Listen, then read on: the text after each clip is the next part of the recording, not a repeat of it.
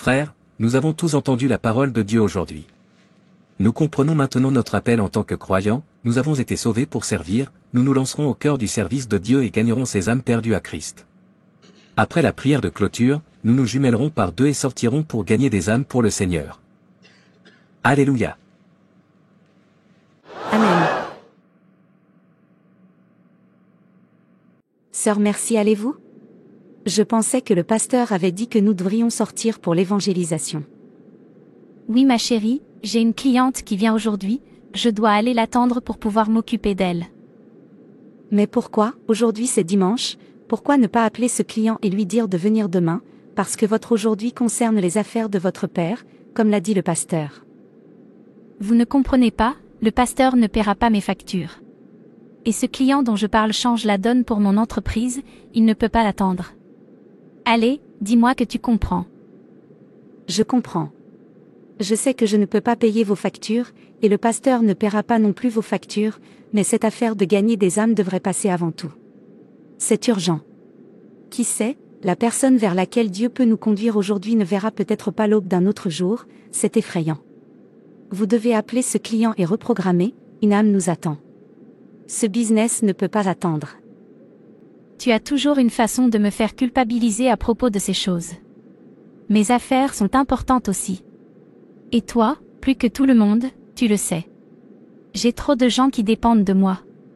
Si je ne gagne pas d'argent 24 heures sur 24, comment vais-je survivre? D'ailleurs, pourquoi prenez-vous toujours trop au sérieux tout ce que dit pasteur? Comprenez-vous bien, cela n'a rien à voir avec le pasteur, ce sont les affaires de mon père, donc je vais le prendre au sérieux. L'horloge tourne, le temps presse. Nous sommes dans les derniers jours et le royaume de Dieu est proche. Les signes surprenants annonçant la seconde venue du Christ se produisent partout dans le monde. Maintenant, plus que jamais, l'évangile de Jésus-Christ doit être prêché avec onction et zèle à tous, car c'est la puissance de Dieu pour le salut de quiconque croit. Romains 1 verset 16. Nous avons été faits gardiens de notre sphère d'influence. Nous devons proclamer d'urgence la parole de salut et sonner l'alarme de l'expiration imminente de la dispensation de la grâce de Dieu. Nous ne pouvons pas croiser les bras et nous endormir, alors que les gens qui nous entourent sont chaque jour écrasés sous le poids du péché et courent le risque de la damnation éternelle. Tout comme le Père a envoyé Jésus dans le monde pour le réconcilier avec lui-même, il nous a commandé d'atteindre tous les coins et recoins de la terre avec le message d'espoir et de réconciliation. Il nous a donné la responsabilité divine d'aller prêcher l'évangile à toute créature. Marc 16 verset 15.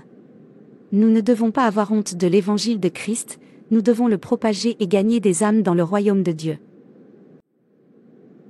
Quand Jésus est allé partout prêcher la bonne nouvelle alors qu'il était sur terre, il a compris la brièveté du temps et l'urgence de la tâche. Dans Jean 9 verset 4, il dit « Je dois faire les œuvres de celui qui m'a envoyé, pendant qu'il est jour, la nuit vient, où personne ne peut travailler. » Il savait que chaque occasion devait être utilisée pour prêcher l'évangile parce qu'un temps viendra où il sera peut-être impossible ou trop tard de prêcher. Maintenant, c'est notre heure. Il nous a confié la tâche capitale de continuer là où il s'est arrêté, jusqu'à ce que le monde entier l'entende. Notre réponse doit être la plus urgente, de peur que la moisson mûrie des âmes ne soit gâchée. Proverbe 10 verset 5. Ce n'est pas le moment de procrastiner ou de bavarder. Jésus ordonne, sortez par les routes et les haies, et obligez-les à entrer, afin que ma maison soit remplie, Luc 14 verset 23. Le chrétien doit se hâter de contraindre les âmes à entrer dans l'arche du salut maintenant avant la pluie de Dieu, la colère commence.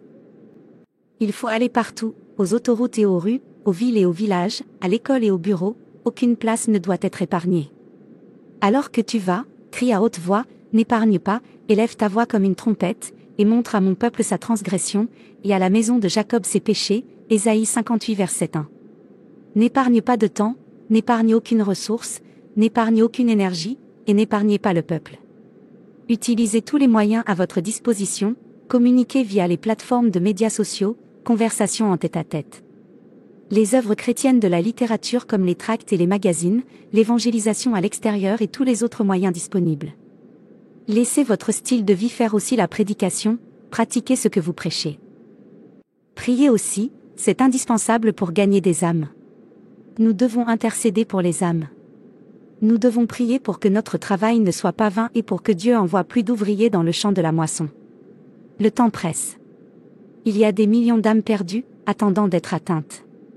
Rappelez-vous, c'est seulement ce que Dieu vous a commandé de faire qu'il récompensera. Engagez-vous aujourd'hui dans l'opération de sauvetage divine et retirez les pécheurs du chemin de l'enfer pendant que vous le pouvez encore. Ne vous laissez pas prendre dans votre vie trépidante, ou ne laissez pas la quête pour gagner votre vie vous faire oublier votre mission donnée par Dieu.